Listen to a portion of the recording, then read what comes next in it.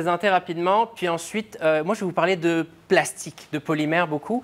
Je ne vais pas parler de ma recherche, je veux plus rester général, et mon objectif c'est qu'à la fin de cette petite présentation, tout le monde soit plus confortable avec ce que c'est que des plastiques, qu'on comprenne comment ça fonctionne et comment est-ce qu'on est capable de faire des choses comme les très belles images qu'on a vues dans la présentation juste avant avec les plastiques, et justement pas avec des métaux ou des céramiques. C'est quoi la différence entre ces matériaux, les plastiques et les autres? Ça va nous permettre de découvrir un peu et de comprendre ce qui permet de faire l'impression 3D et les limitations aujourd'hui de l'impression 3D, puis pourquoi est-ce que tout autour de nous aujourd'hui, il n'y a pas déjà plein de pièces imprimées en 3D, pourquoi est-ce qu'on n'a pas chez nous des machines, on vient appuyer sur un bouton, puis ça fait des pièces et on peut les utiliser, c'est quoi qui nous manque aujourd'hui? Mais pour ça, on va parler un petit peu de plastique.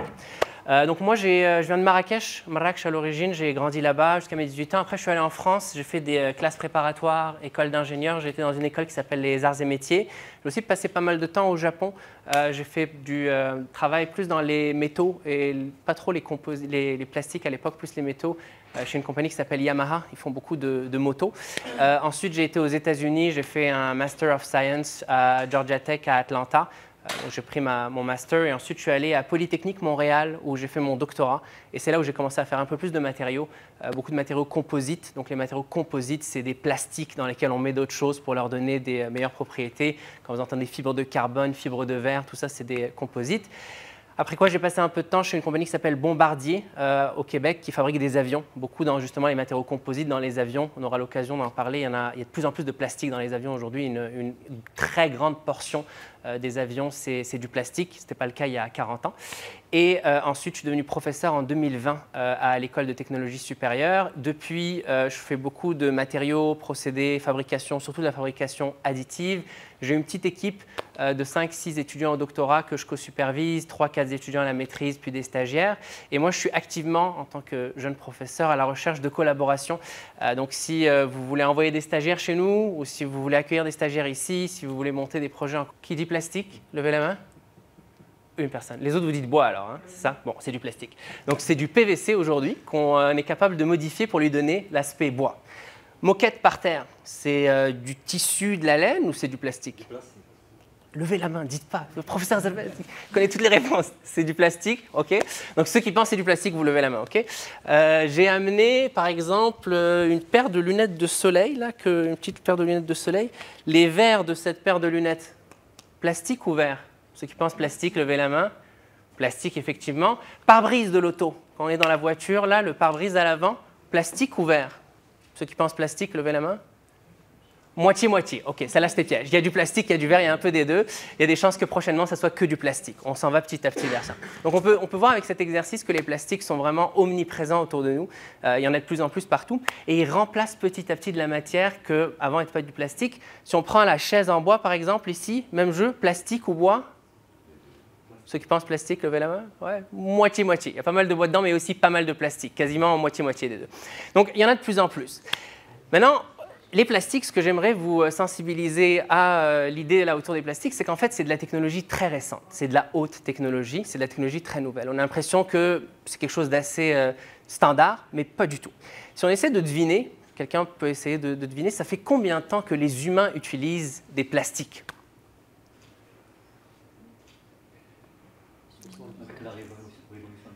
OK.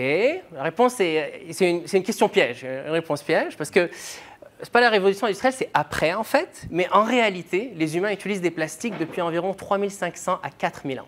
Les premiers plastiques que les humains ont utilisés, ça se passe en Amérique centrale, en Amérique du Sud. Donc c'est ce qu'on appelle la Méso-Colombie, je crois le terme exact. Et on a retrouvé des balles, donc c'est des balles comme des balles de foot grandes comme ça, qui pèsent 3 à 5 kilos, qui sont faites en caoutchouc.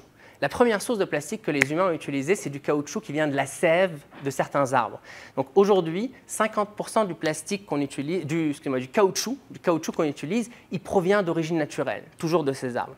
À l'époque, c'était les habitants de la Pré-Colombie qui récoltaient cette sève. Ils en faisaient des balles en caoutchouc. Donc, c'est des balles très lourdes. Ce n'est pas du très beau caoutchouc, ça ne rebondit pas très bien. Et ils jouaient à un jeu. Vous pouvez trouver les vidéos de ce jeu sur Internet aujourd'hui parce qu'ils font des cérémonies tous les ans là, où ils ils se regroupent et ils jouent à ce jeu. C'est comme un ancêtre entre le foot et le basket. Ça se joue avec la hanche, donc on frappe la balle avec la hanche, on n'a pas le droit de la toucher avec les mains. Et il y a un cerceau accroché en hauteur, donc il n'est pas comme le basket comme ça, il est plutôt dans cette direction-là, dans la direction verticale.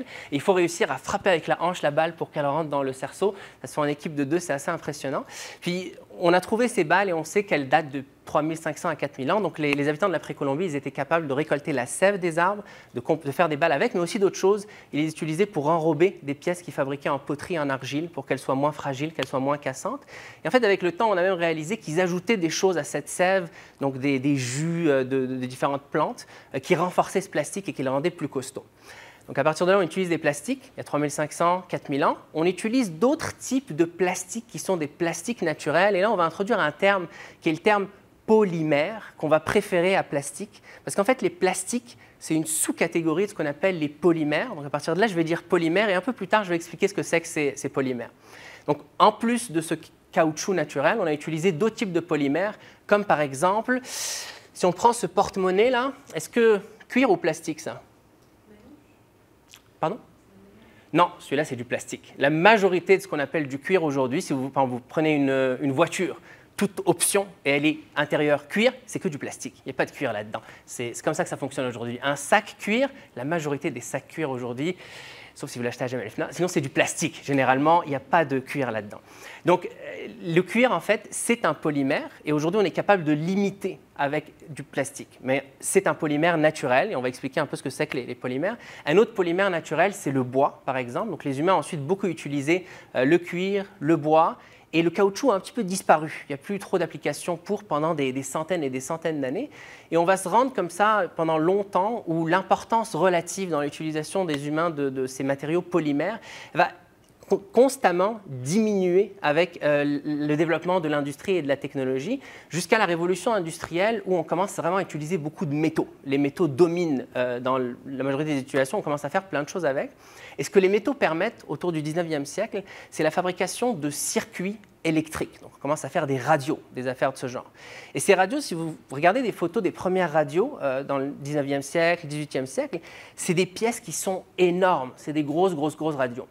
La raison pour laquelle ils sont énormes, c'est qu'on a besoin de faire des circuits, on a besoin de transporter du courant d'un endroit à un autre. Donc on a besoin de matériaux conducteurs qui sont les métaux. Les métaux ont permis ça, c'est pour ça qu'on ne pouvait pas faire des radios avant d'avoir la révolution industrielle avec les métaux.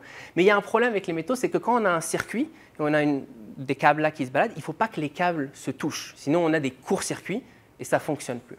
Donc c'est ça qui a ramené les plastiques à l'ordre du jour, parce qu'au début, il fallait une manière de prendre des fils en métal et de les couvrir avec un matériau qui va faire que quand les fils se touchent, ça ne crée pas un court-circuit.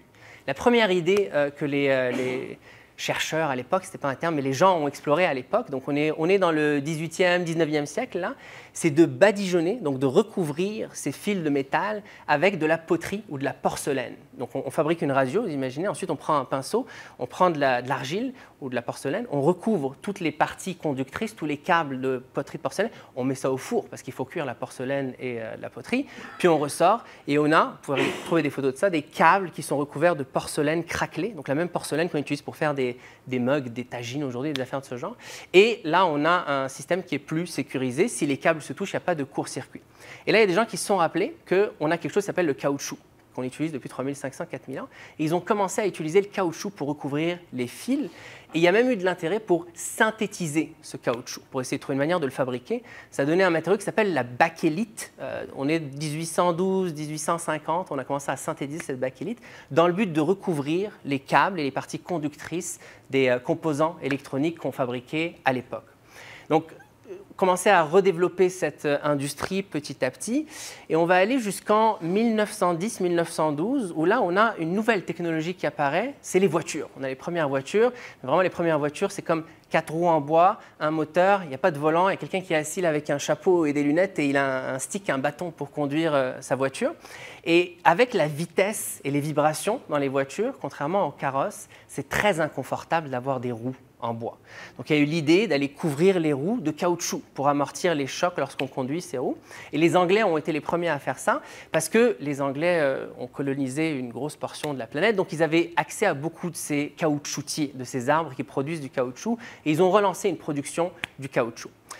Ce qui a rendu les choses plus intéressantes, c'est que les Allemands, eux, à l'époque, donc on est en 1910-1912, ils n'avaient pas des colonies autant que les Anglais, ils n'avaient pas accès à ces caoutchoutiers. Et le Kaiser allemand, l'empereur allemand à l'époque, il était très jaloux de la reine d'Angleterre, qui avait des voitures avec des pneus couverts de caoutchouc naturel et qui faisait des trajets bien plus confortables que lui.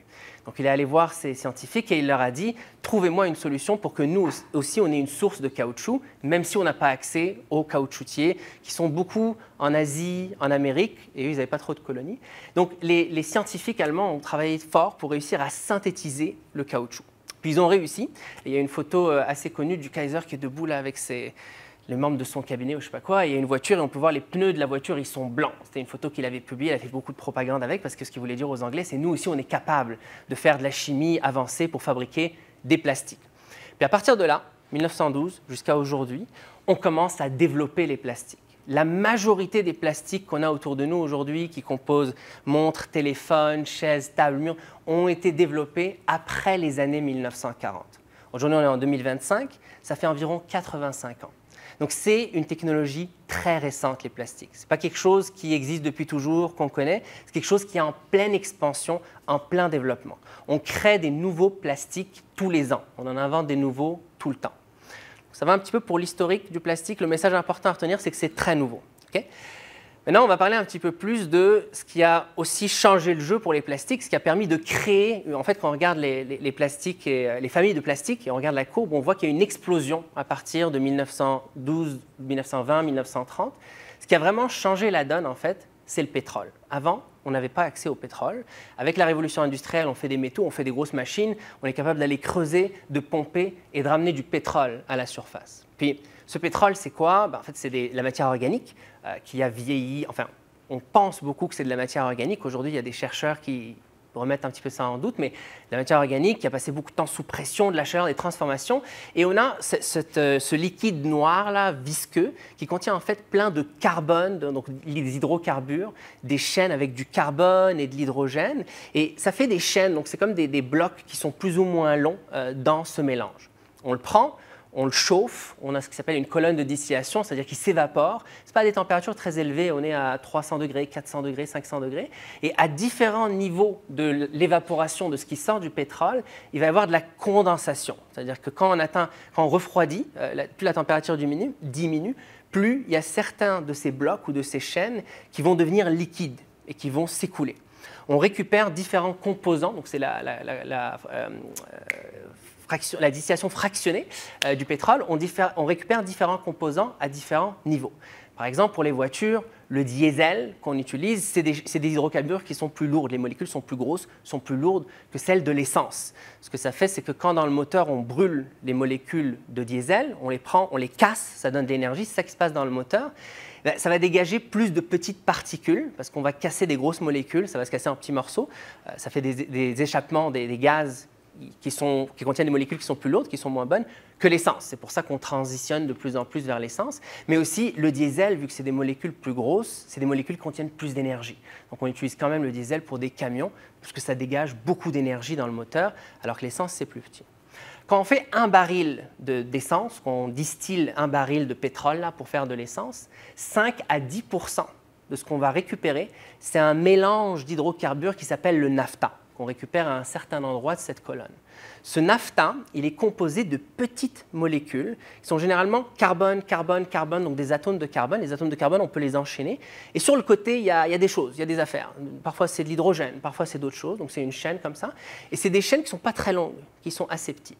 Et en fait, on a eu accès à cette nouvelle matière vers 1920-1930. Avant, on n'avait pas accès à ça.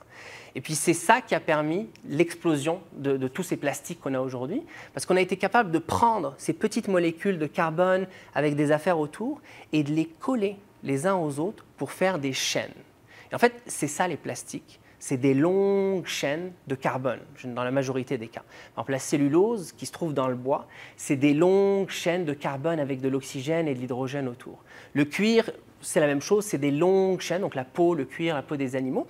Et puis, tous les plastiques qu'on a ici, c'est des longues chaînes de carbone qui sont les uns à côté des autres. Quand on a des choses qui sont faites de chaînes très, très courtes, ça donne des affaires qui sont assez liquides, plus liquides. Par exemple, les huiles ou les huiles qu'on utilise pour les moteurs, pour la lubrification des moteurs, c'est des chaînes qui sont assez courtes. Si on prend quelque chose de plus gélatineux, comme là j'ai un petit pot de la vaseline que vous connaissez. La vaseline, si vous avez déjà lu ce qu'il y a écrit dessus, bon, pas sur celle-là parce qu'il est tout petit, mais sur le grand pot, il y a écrit Petroleum Jelly. Donc jelly, c'est une sorte de pâte en anglais, et petroleum, c'est le pétrole. C'est parce qu'en fait, c'est des chaînes qui viennent du pétrole et qui ne sont pas très longues, qui sont assez courtes. Maintenant, si on prend des chaînes comme celles qui composent la vaseline et qu'on les synthétise pour qu'elles fassent des chaînes très longues, ça devient du plastique. Le plastique, c'est des chaînes qui sont vraiment longues, donc qui contiennent 10 000, 50 000, 100 000 blocs de carbone qui se répètent les uns après les autres. Et c'est de là que vient le mot, en fait, polymère. Le mère, c'est le bloc de base. Donc, par exemple, le bloc le plus simple, le plus commun, c'est ce qu'on appelle l'éthylène. C'est un atome de carbone, un hydrogène attaché à cet atome, un hydrogène attaché à cet atome et deux autres hydrogènes en dessous. Donc, c'est carbone-carbone et des hydrogènes autour pour saturer le nombre de liaisons que faire le carbone. Ça, ce n'est pas très important pour nous. Puis, si on prend ce bloc éthylène et on le répète jusqu'à avoir une longueur de 10 000, ça fait de l'éthylène. Ça fait du polyéthylène, du polyéthylène qui est le polymère. Et avec ça, on fait des films, comme des sacs plastiques, mais on fait aussi des choses plus costauds, comme la boîte de cette vaseline qui est rigide, qui est plus costaud. Ça, c'est aussi du polyéthylène. Et on vient petit à petit vers ce qui rend les polymères très intéressants. Et la raison pour laquelle ils sont en train de remplacer de plus en plus beaucoup de matières qu'on a autour de nous, c'est qu'en fait, contrairement aux métaux ou aux céramiques, ils ont une structure qui offre énormément de liberté. Parce que ces chaînes-là, on peut faire plein de choses avec. Première chose, c'est quoi le bloc de base? Je vous ai parlé de l'éthylène, mais il y en a plein des blocs de base. Et on en découvre de plus en plus là, à toutes les années. Dépendamment du bloc de base qu'on choisit, il va avoir des propriétés très particulières et ça peut donner des choses très différentes, comme c'est transparent ou c'est opaque, par exemple, pour la lumière. C'est flexible ou c'est rigide. Ça conduit l'électricité, parce qu'il y a des polymères qui conduisent l'électricité, ou ça ne conduit pas l'électricité. On peut faire mémoire de forme, pas mémoire de forme. Donc ça, c'est le bloc de base déjà. Ensuite, dépendamment de la longueur de la chaîne, on ne va pas avoir les mêmes propriétés. Si on reparle de ce polyéthylène, quand on fait des sacs plastiques avec, les chaînes ne sont pas très longues. Quand on fait de la matière qui est rigide avec, comme ce petit contenant, en fait, c'est des chaînes qui sont beaucoup plus longues, mais c'est le même polyéthylène. Si on fait juste des chaînes qui sont longues et bien rectilignes, bien droites, ça va donner certaines propriétés. Si on prend les mêmes blocs et qu'on fait des chaînes qui ont des branches, qui partent sur les côtés, ça va donner d'autres propriétés complètement différentes. Et ça, c'est ce qui fait fondamentalement l'intérêt des plastiques, qu'on ne peut pas faire avec des structures, des matériaux qui ont des structures comme les métaux ou les céramiques, parce qu'ils ont des structures qui sont plus rigides. On n'a pas autant de liberté pour jouer avec la microstructure de ces matériaux-là que la liberté qu'on a pour jouer avec les polymères, où on peut changer le bloc, et on a aujourd'hui des milliers, on en découvre plus à tous les ans. On peut changer la longueur des chaînes, et on peut aussi changer la manière dont on grandit ces chaînes. Est-ce qu'on met des branches, est-ce qu'on ne met pas de branches? Et ce qui est encore plus intéressant, c'est qu'il faut imaginer ces chaînes comme des choses sur lesquelles on peut venir connecter d'autres affaires, comme des prises USB, là, vous pouvez venir connecter des affaires dedans. On peut venir connecter des composants qui vont donner d'autres propriétés aux polymères, comme les rendre conducteurs, par exemple, ou les rendre à mémoire de forme, comme on a vu tout à l'heure. Donc ça, c'est vraiment l'intérêt, la particularité des polymères. C'est ce qui fait qu'ils sont très intéressants et qu'on les développe. Et n'oubliez pas, c'est très récent. Il y a une image que j'utilise plus au Québec, au Canada. Là-bas, il fait froid, puis pendant 3-4 mois par an, les gens vont au ski. Puis quand on prend une photo de quelqu'un aujourd'hui qui fait du ski, ce qui est intéressant, c'est que de la tête aux pieds, il est habillé de plastique. Le casque qu'il a pour le protéger, c'est du plastique. Les lunettes pour ce qui fait froid, protéger de la neige, c'est du plastique complètement. Le verre, le cadre, l'élastique qui tient autour de la tête, c'est aussi du plastique.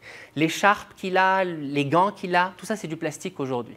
Les manteaux qu'on a, c'est du plastique. Les skis, c'est du plastique. Les bâtons, c'est du plastique. Tout est du plastique. On est capable de donner différentes propriétés qui font qu'avec un matériau, on peut vraiment avoir tout un tas de choses intéressantes. Les plastiques ont quand même des limitations, on va en parler, comme les limitations au niveau des propriétés mécaniques. Ils ne sont pas aussi costauds que les métaux, ils ne sont pas aussi costauds que les céramiques, mais ils ont des avantages que les métaux et les céramiques n'ont pas, qui est lié à cette structure de chaînes, ces longues chaînes dont on parle.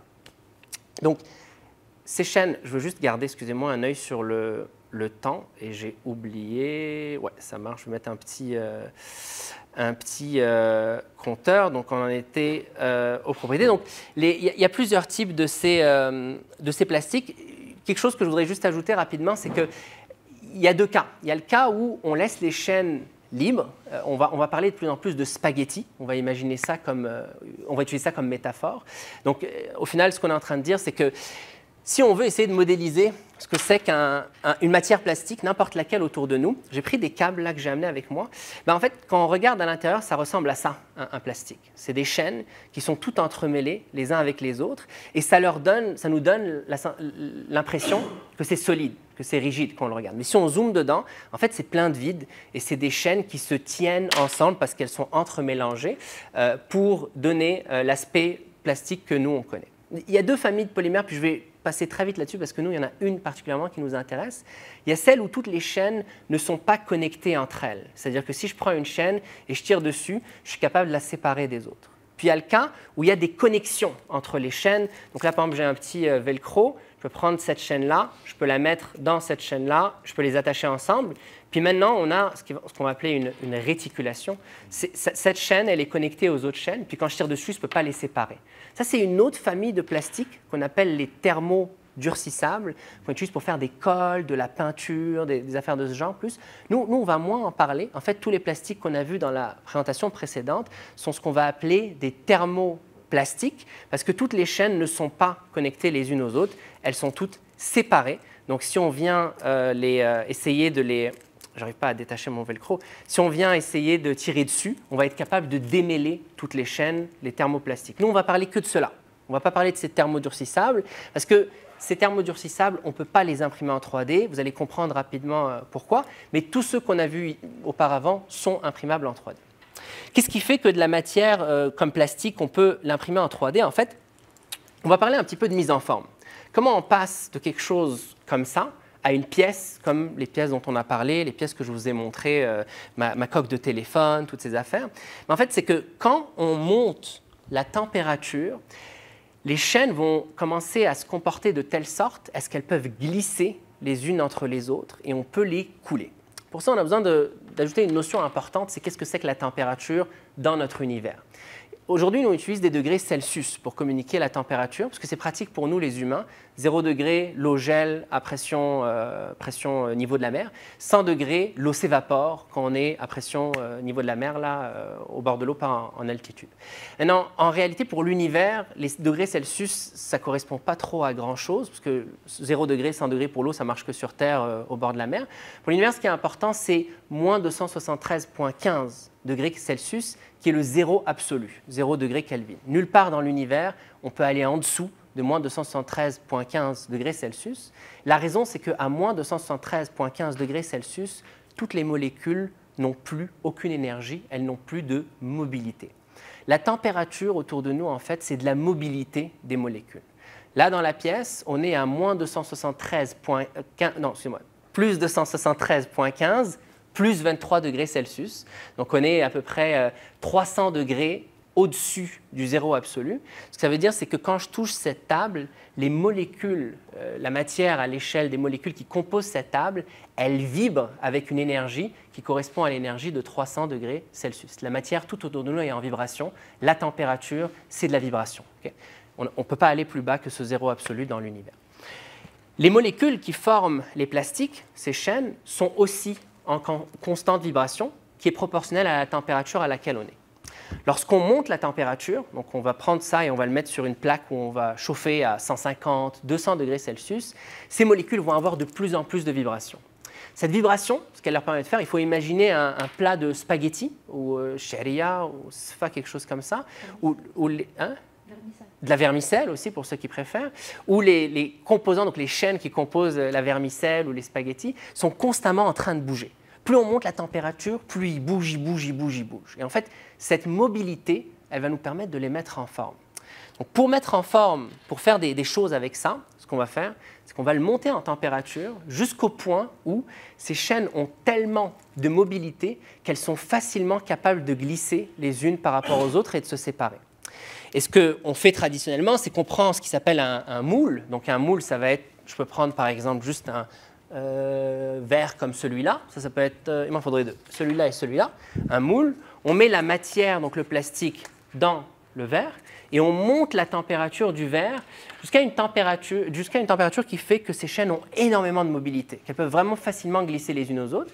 Puis là, on a notre plastique à l'intérieur, on vient prendre l'autre partie du moule, on écrase, et parce qu'elles ont beaucoup de mobilité, lorsqu'on écrase, il y a de la pression, ils sont capables, les chaînes, de glisser les unes par rapport aux autres et d'épouser la forme qui est à l'intérieur de notre moule. Et c'est comme ça qu'on obtient une pièce. Donc c'est comme ça qu'on met en forme les plastiques, c'est comme ça qu'on peut mettre en forme aussi les métaux. Les mécanismes sont différents, mais l'idée est un petit peu la même, là, la manière dont on le fait. Donc, la température, c'est de la mobilité. Les chaînes, on monte la température, ils ont de la mobilité, ils sont capables de glisser les unes par rapport aux autres, et on est capable de les mettre en forme pour former des pièces. La température n'est pas la même dépendamment des chaînes, ils ont des propriétés différentes. Donc pour leur donner assez d'énergie pour les mettre en forme, ça ne va pas prendre la même chose. En gros, une règle de pouce à retenir, c'est que plus la chaîne est longue, comme celle-là, plus il va falloir lui donner d'énergie, donc plus il va falloir monter la température pour être capable de la mettre en forme.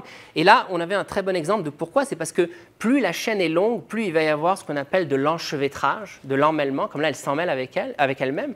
Puis quand on vient essayer de la faire glisser, ça ne glisse pas très bien parce que ça n'a pas marché, mais elle peut faire des nœuds en fait. Puis il faut réussir à défaire les nœuds pour que ça glisse correctement.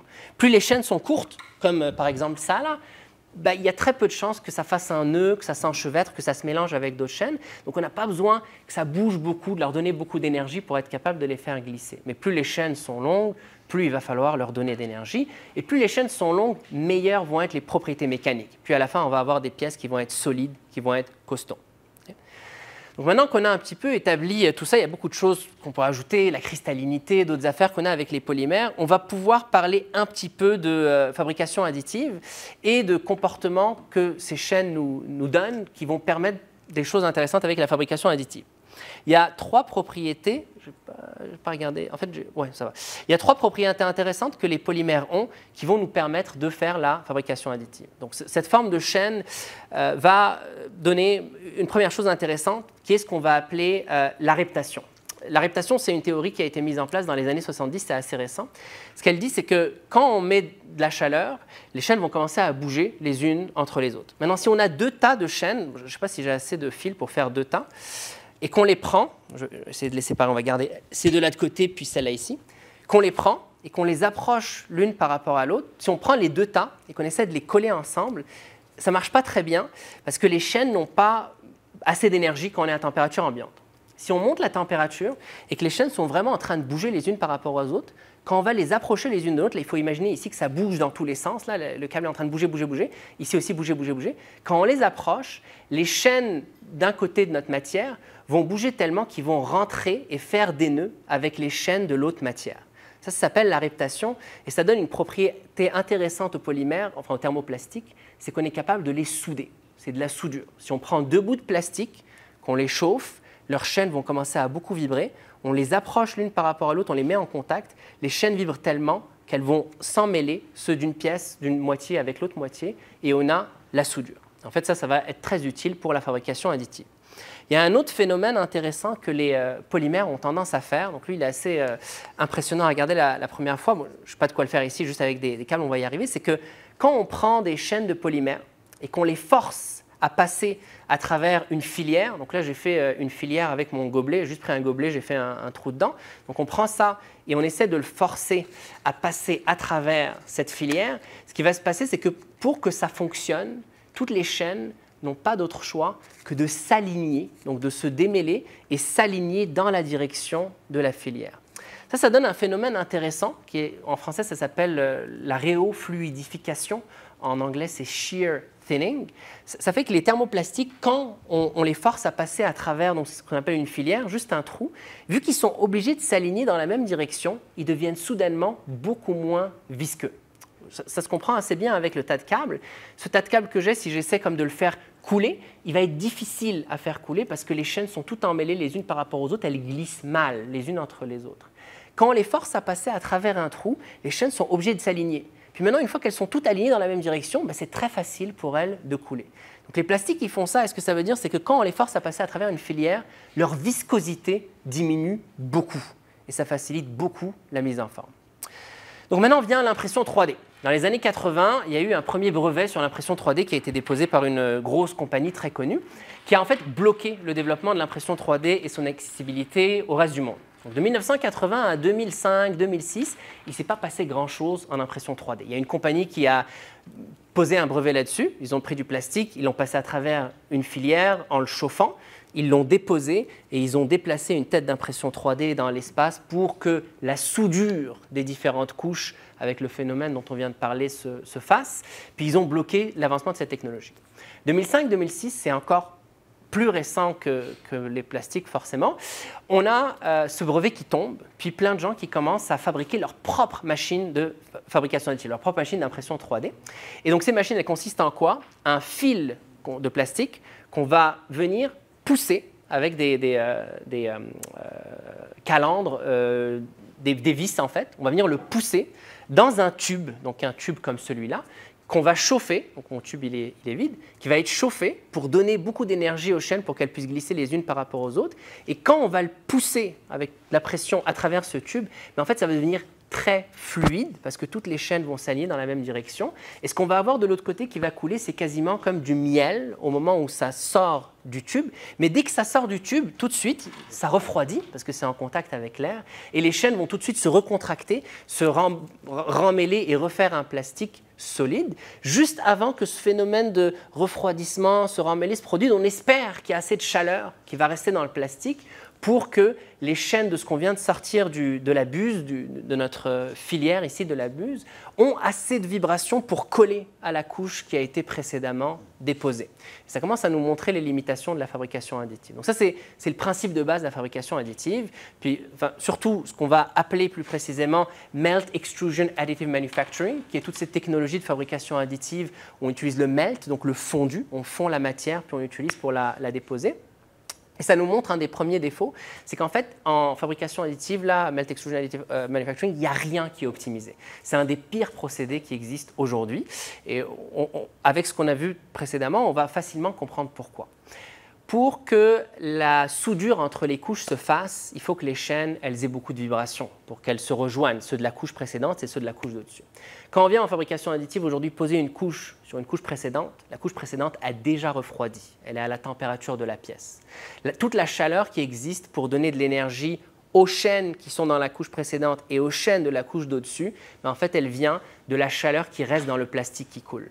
Maintenant, quand ce plastique qui coule, il sort à 200, 250, 300 degrés, il est immédiatement soumis à la température de la pièce et il commence à refroidir très, très, très vite. C'est pour ça qu'on essaie de coller la tête d'impression, quand on imprime, on l'a vu tout à l'heure dans les vidéos, à la couche précédente pour qu'il y ait le moins de chaleur qui s'échappe et qu'on ait une soudure qui se fasse, qui est bonne.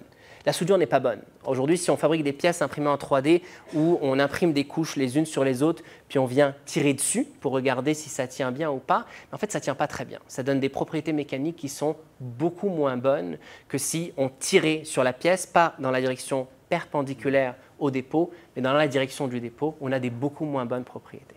Ça, c'est une des premières limitations qui fait que la fabrication additive aujourd'hui n'est pas une technologie qui est, par exemple, on préfère pas l'utiliser pour fabriquer des panneaux, parce que les panneaux, eux, ne vont pas avoir ce problème, ils vont avoir des bonnes propriétés, ils vont bien tenir. Un des autres problèmes... Oui. Bien sûr.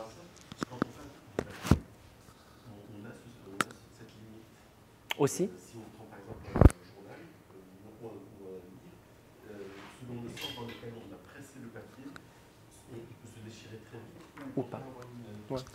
Ouais. Le papier, c'est des fibres de bois qui sont dans de la pâte. Et je suppose que lors de l'extrusion, c'est plus des extrusions de feuilles, il doit y avoir un alignement des fibres qui se produit. Et on a le même phénomène qui se produit. On a aussi beaucoup de porosité dans les pièces imprimées en 3D. On utilise une buse, donc comme celle-là, pour extruder. Puis quand on vient poser la matière les unes à côté des autres, il reste forcément des petits trous entre les pièces qu'on dépose. C'est quelque chose dont on n'arrive pas à se débarrasser aujourd'hui. Il n'y a pas de solution, c'est un problème ouvert pour réussir à se débarrasser de ce phénomène. Et ça fait que les pièces sont pleines de trous. Ça les élimine immédiatement pour plein d'industries, comme l'industrie aéronautique ou l'industrie aérospatiale, où les requis, c'est d'avoir moins de 2% de porosité. Et ça, c'est pour des pièces qui sont dites non structurelles. On ne s'attend pas à des propriétés exceptionnelles, donc pas dans l'aile, par exemple, mais à l'intérieur de l'avion. On veut moins de 2% de vide. Et avec l'impression 3D, c'est juste impossible d'arriver à ce résultat aujourd'hui. Ça, c'est une des autres limitations de l'impression 3D. Une autre qu'on a évoquée tout à l'heure, c'est que c'est en même temps un avantage et un désavantage. L'impression 3D est une méthode énergétiquement qui est extrêmement efficace. Parce que contrairement à du moulage, où on va chauffer un moule entier, bon, mon moule est petit, mais s'il était gros, on doit chauffer tout le moule pour atteindre la température qu'on veut. Là, on chauffe vraiment juste la matière qu'on pose. Donc ça utilise beaucoup moins d'énergie, mais en même temps que ça utilise beaucoup moins d'énergie, la limitation que ça va donner, c'est qu'il faut poser la matière petit bout par petit bout, ce qui prend un temps très long. Ça, c'est quelque chose qui s'est énormément accéléré dans les 15 dernières années parce qu'on développe des plastiques qui sont adaptés pour l'impression 3D. C'est-à-dire qu'ils vont fondre plus rapidement dans la filière, puis quand ils vont s'écouler, ils vont avoir des propriétés qui vont faire que ça va mieux marcher. On peut les imprimer de plus en plus vite. Les plastiques qu'on utilisait pour l'impression 3D il y a 15 ans, on ne pouvait pas les imprimer à la même vitesse que les plastiques qu'on peut imprimer aujourd'hui. La vitesse, elle s'est multipliée par 10 ou par 15 et c'est encore des travaux qui sont en évolution. Mais le temps est aussi une très grosse limitation au niveau de la fabrication additive. Et la principale limitation aujourd'hui, ça reste quand même les propriétés mécaniques qui fait que leur utilisation est très limitée. Il y a des pistes pour adresser tout ça.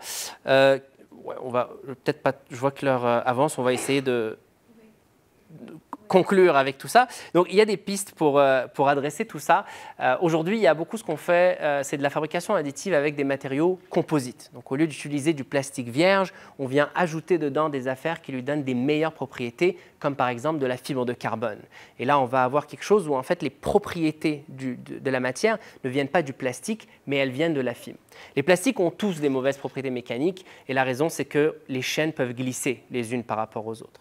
Donc ça fait que quand on vient les séparer, les chaînes glissent et on n'a pas des bonnes propriétés. Quand on vient rajouter de la fibre de carbone, quand on vient tirer sur la matière, les plastiques veulent se séparer, mais il ne peut pas parce qu'à l'intérieur, il y a de la fibre de carbone qui va le forcer à rester ensemble. Et la fibre de carbone est un matériau qui a des très bonnes propriétés. L'autre avantage de ce genre de matériaux, c'est que c'est des matériaux qui sont très flexibles. Donc c'est facile de les inclure dans le plastique et de les pousser à couler avec la chaîne à travers une filière, puis ça donne des meilleures propriétés. Il y a aussi énormément de travaux qui sont faits au niveau des machines d'impression 3D. Les machines d'aujourd'hui n'ont rien à voir avec les machines d'il y a 10 ans. Il y a 10 ans, les machines d'impression n'avaient pas ce qu'on appelle un lit chauffant. Le lit chauffant, c'est la surface sur laquelle on imprime. Aujourd'hui, on le chauffe.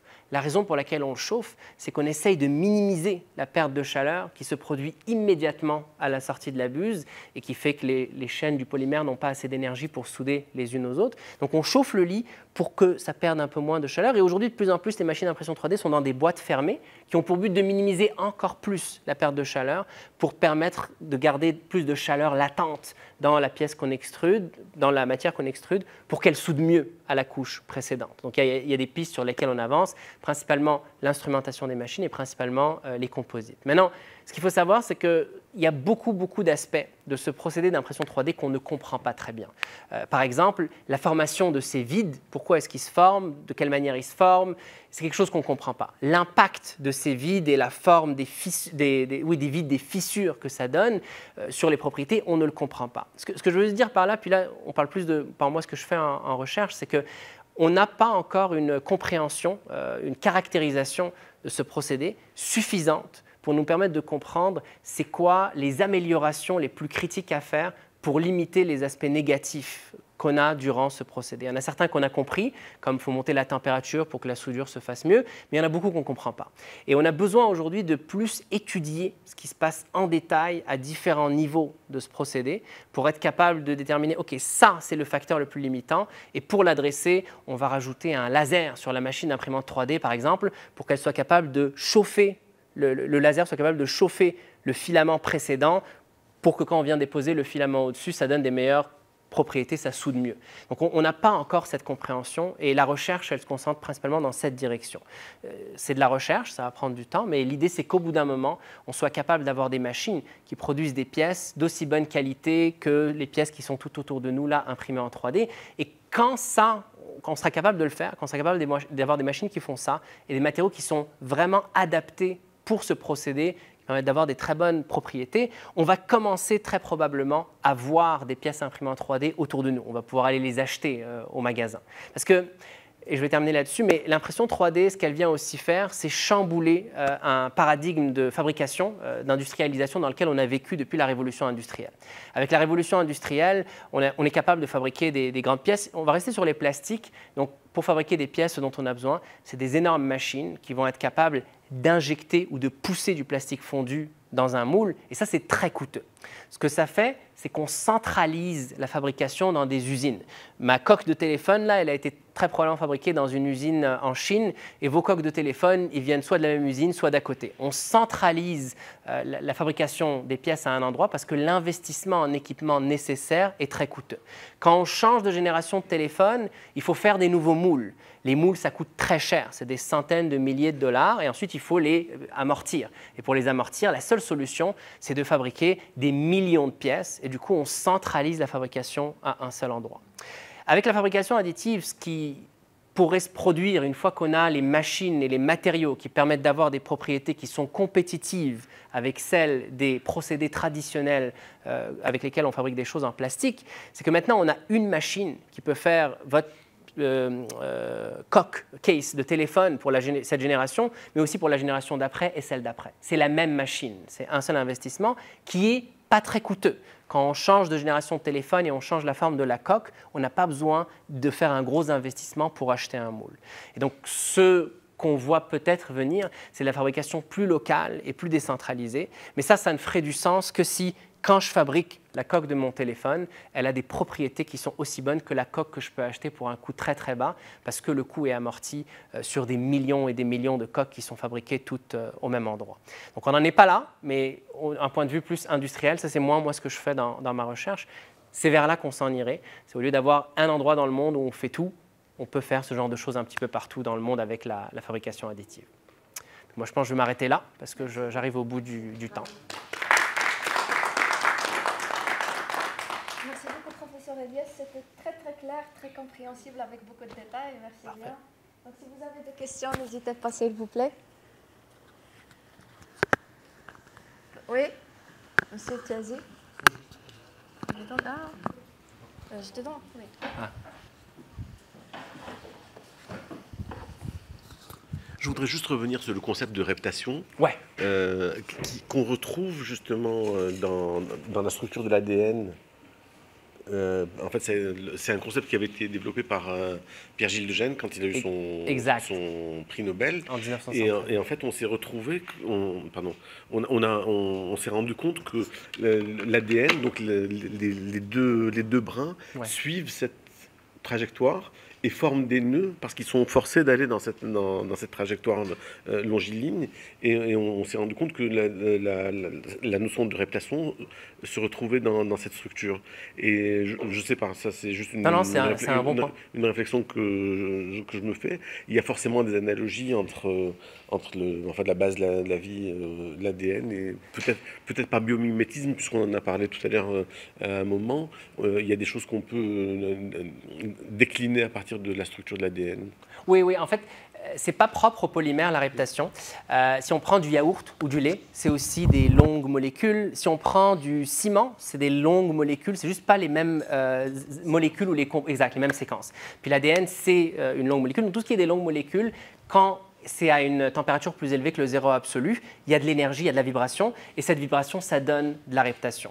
Pour les polymères de gènes, c'est vraiment concentré sur expliquer comment est-ce que les polymères coulent, donc la reptation, elle s'applique dans ce cas-là, mais la même logique s'applique à d'autres familles de matières, à d'autres familles de matières qui sont aussi faites sous forme de chaîne, et il y a beaucoup de choses qui sont faites sous forme de chaîne.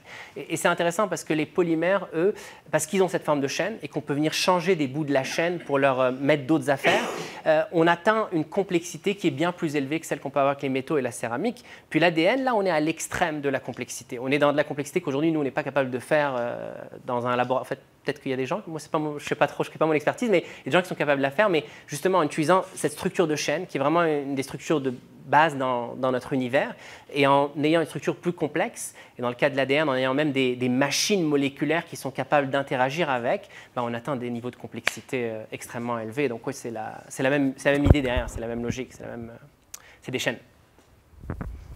Merci. D'autres questions, s'il vous plaît? Je pense que c'était très très clair. C'est bon ? Ça me va? Très simple, très Moi, clair. j'avais juste une petite question Oui. sur des machines 3D. Ouais. Nous, on va pas Non, c'est juste sur la fabrication de ces mêmes machines. En fait. Oui. Est-ce qu'il y a une fabrication dans le sud global, en fait, ou bien dans des... Ouais. Ben, moi, ce que je dirais, c'est que quand le brevet de Stratasys est tombé, là, en 2008-2009, les premiers qui ont repris tout ça, c'est un mouvement qui s'appelle le mouvement REP-RAP. Il existe toujours aujourd'hui. Et leur but, c'était de faire des machines d'impression 3D qui peuvent imprimer des machines d'impression 3D. Si tu veux fabriquer une machine d'impression 3D, tu as besoin de personne. Tu as besoin de quelques composants qui vont coûter $70, grosso modo. Et ensuite, d'une autre machine qui est capable d'imprimer des pièces et tu peux l'assembler toi-même. Une machine d'impression 3D, c'est extrêmement simple. C'est un système qui permet de bouger dans l'espace, généralement en cartésien, X, Y, Z, mais il y a aussi des machines 5 axes, il y a des machines, les Delta, là, qui utilisent une architecture différente. Il faut juste avoir une manière de bouger la buse, un objet, dans toutes les positions d'un volume 3D. Tu peux accomplir ça comme tu veux. Une fois que tu as ça, tu ajoutes dedans une buse, donc c'est littéralement un long cylindre avec au bout un étranglement, parce qu'on veut l'alignement des chaînes, là, comme on a expliqué plus tôt. Donc un long cylindre avec un étranglement, et on met dedans une cartouche chauffante. Donc une cartouche chauffante, c'est une résistance. Tu mets de l'électricité dedans, ça chauffe, ça génère de la chaleur. Et généralement, on met un capteur de température à côté pour avoir une boucle de rétroaction. Il y a un PID là, qui stabilise la température pour la garder constante. Et c'est terminé, tu as une machine d'impression 3D. Tu bouges ça dans l'espace en 3D, tu contrôles où ça s'en va, et en même temps, tu pousses le filament dans cette buse. C'est juste ça, une machine d'impression 3D, ce n'est pas plus compliqué. C'est ce qui fait qu'aujourd'hui, tu peux acheter des machines d'impression 3D, aujourd'hui pour $100, donc vraiment pas grand-chose, tu peux acheter des machines là. Je crois qu'il y avait...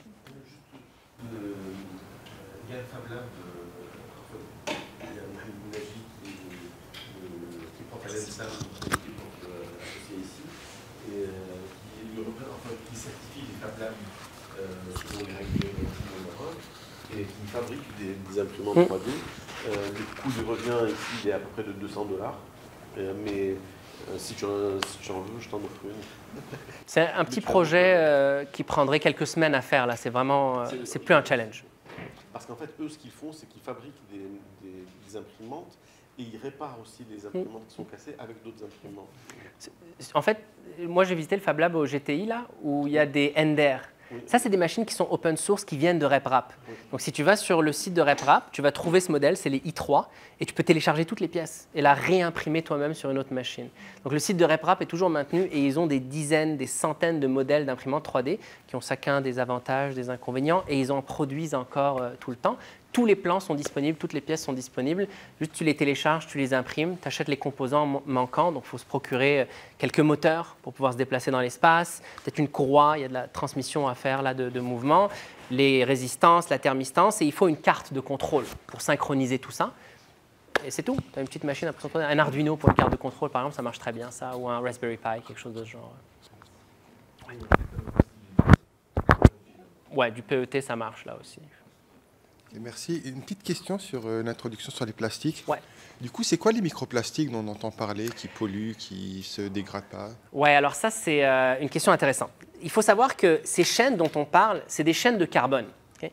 Il y a des atomes de carbone qui sont collés les uns aux autres. Convaincre un atome de carbone de se séparer d'un atome de carbone, ce n'est pas facile. Ça va demander beaucoup d'énergie pour le convaincre à se séparer. Sur des très longues durées, il y a de la fatigue qui peut se faire et ils peuvent se séparer, mais en réalité, ils ne le font pas beaucoup. Ils restent bien connectés. C'est ça qui fait que les plastiques restent longtemps dans l'environnement. Le problème qu'il y a aujourd'hui, c'est que ce plastique, par exemple, que je tiens dans les mains, qui est flexible, normalement, s'il était pur, il serait rigide.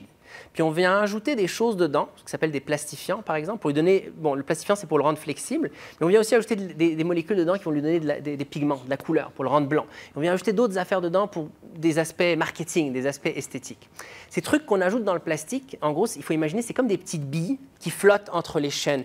C'est comme ça serait un plastifiant, on le mettrait au milieu, et c'est une petite bille qui flotte entre les chaînes. Elle est globalement... Ça ne marche pas très bien parce que je n'ai pas assez de câbles, mais globalement, ça se tient entre les chaînes, mais ça pourrait s'échapper, comme il vient d'arriver. Puis aujourd'hui, les plastiques qu'on a sont remplis de petits additifs et de petits renforcements, quelques pourcents, qui sont comme tenus entre la chaîne, mais en réalité, avec le temps, ils peuvent s'échapper. et il se retrouve dans l'environnement. Donc dans les plastiques, ce qui est vraiment le plus dangereux aujourd'hui, peut-être entendu des BPA, là, les bisphénols, bref, tout un tas de choses, c'est que ces additifs, ils s'échappent et ils se retrouvent, et eux, vu qu'ils sont très petits, ils passent facilement des barrières sanguines, ils passent facilement tout un tas de choses dans notre organisme. Mais le plastique pur en lui-même, pour le convaincre de se séparer et faire des petits bouts de microplastique, ça prendrait soit très longtemps, soit pas mal d'énergie. C'est pour ça qu'il y a ce paradoxe où on parle de microplastiques, mais en même temps, on parle du fait que le polypropylène, qui est un des plastiques les plus courants utilisés pour faire des pièces, si on le laisse dans la nature, il va rester pendant des milliers, des dizaines de milliers d'années. C'est parce que toutes ces chaînes carbonées, en fait, peut-être ajouter une dernière chose là-dessus rapidement, mais la chaîne de plastique, si on prenait une chaîne et qu'on venait tirer dessus, elle a des propriétés qui sont similaires à celles de l'acier. On parle de 200 gigapascales, qui est le même module que la rigidité de l'acier, là, pour ceux qui connaissent un peu la mécanique. Ce qui fait que les plastiques n'ont pas des bonnes propriétés, c'est que quand on vient tirer dessus, ce qui fait qu'ils brisent ou qu'ils se déforment, c'est pas que les chaînes cassent, c'est que les chaînes glissent les unes entre les autres. Puis on met des affaires entre les chaînes, ces affaires peuvent glisser, mais la chaîne elle-même est très costaud, elle est aussi costaud que de l'acier. Donc c'est pas ça qui casse facilement, en tout cas c'est pas ça qui se retrouve dans l'environnement, c'est les additifs qu'on rajoute pour changer des affaires sur les propriétés de ce plastique.